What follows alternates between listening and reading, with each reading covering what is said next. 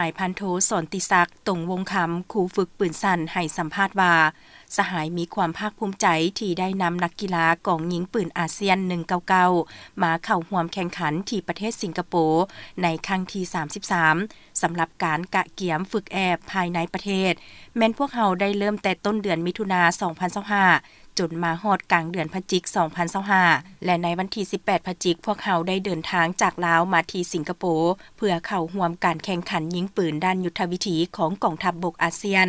มาครั้งนี้พวกเขาก็เห็นได้ถึงความแตกต่างในสนามของเจ้าภาพกับสนามของพวกเขาซ้อมพวกเขาซ้อมอยู่ประเทศลาวแมนซ้อมอยู่สนามกลางแจ้งทั้งปืนยิงสายปืนคาบายปืนไรเฟิลและปืนจักรแต่มาเบิ่งสภาพตัวจริงทางสนามแข่งขันของเจ้าภาพสำหรับปืนสั่นยิงและปืนสั่นสายแม้นได้แข่งอยู่สนามใต้ดินซึ่งเฮ็ดให้แสงสว่างของสนามบ่เพียงพอเฮ็ดให้เป็นอุปสรรคต่อนักกีฬาปัญหาต่อมาแม่นการกินอยู่ซึ่งการใช้ชีวิตของเขาและพวกเฮาแม่นบ่สิ้นเคยจึงเฮ็ดให้นักกีฬามีความอิดเมื่อยพักผ่อนบ่เพียงพอย้อนสนามแข่งนั้นก็อยู่ไกลนักกีฬาทุกคนต้องตื่น 4 โมงเช้าเพื่อเกี่ยมความพร้อมถึงอย่างใดก็ตามพวกเขาก็สู่สนบุกเบินรักษาสถิติถึงจะบ่ได้ตามที่คาดหวังแต่ก็ได้ตามคาดหมายที่พวกเขาคาดกะไว้นักกีฬาพวกเขาก็บ่ท้อต่ออุปสรรคและบุกเบินใส่พริบไว้เข้าในการแข่งขันจนสามารถญาติได้เหรียญค้ำ4เหรียญเหรียญเงิน4เหรียญและเหรียญทอง6เหรียญสำหรับบทที่2ที่กำลังแข่งขันอยู่นักกีฬาพวกเขาจะสู่สนญาติได้เหรียญตื่มอีกเขามีความรู้สึกภาคภูมิใจที่ได้นำคณะนักกีฬากองยิงปืนอาเซียนมาเข้าร่วมแข่งขันอยู่ที่ประเทศสิงคโปร์ในครั้งที่33และสำหรับการกะเกียมฝึกแอบอยู่บ้านเฮาที่ว่าพวกเฮาได้เริ่มต้นแต่ต้นเดือนมิถุนาปี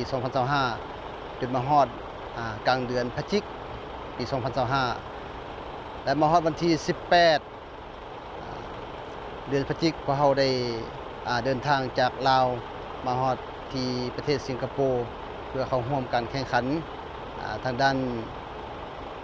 ยุทธวิธีกองทัพบกอาเซียนและการมาฮอดครั้งนี้เนาะถือว่าพวกเฮาจะขอยกความแตกต่างระหว่างในการฝึกแอบอยู่บ้านเฮากับการร่วมแข่งขันในครั้งนี้โดยเฉพาะที่ว่า1บ่เรื่องภาคสนามอยู่บ้านเฮาแม่นว่าพวกเฮาได้ฝึกแอบอยู่กลางแจ้งโดยจำนวนปืนสั่นยิงสั่นทรายและส่วนปืนคาร์บายแล้วก็ปืนไรเฟิลและปืนจักรก็ซ้อมอยู่กลางแจ้งแต่ว่ามาเข้าร่วมแข่งขันอยู่ประเทศเจ้าภาพสิงคโปร์นี้ถือว่าปืนสั่นยิงกับปืนสั่นทรายถือว่าได้แข่งขันอยู่ใต้ดินเนาะถือว่าบ่มีแสงสว่างเพียงพอได้ใช้ไต้ดอกไฟยิงและเฮ็ดให้มีความอุปสรรคในการแข่งขันเฮ็ดให้คะแนนของทีมปืนสั่นยิงสั่นทรายนี่ค่อนข้างที่ตกต่ำเนาะ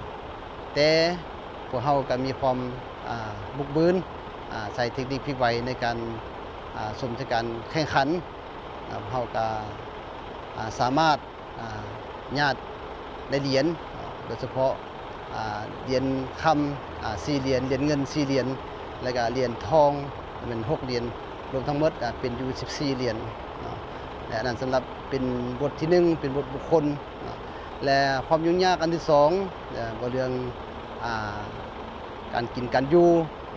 บ้านเฮากับอาหารแต่ว่าเป็นพื้นบ้านของบ้านเฮาพอเคยใช้ชีวิตแบบนั้นแต่ว่ามาอยู่เพื่อนบ้านก็คือเจ้าภาพนี้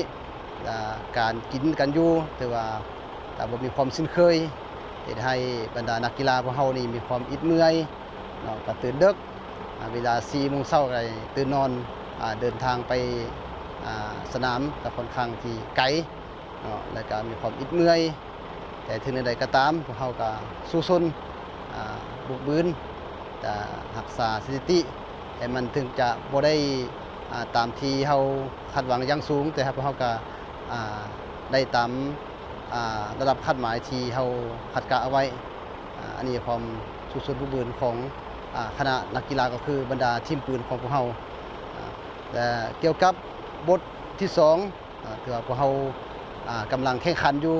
และรายละเอียดแต่พวกเราจะรายงานบรรดาทานอีกตอนต่อไปขอขอบใจ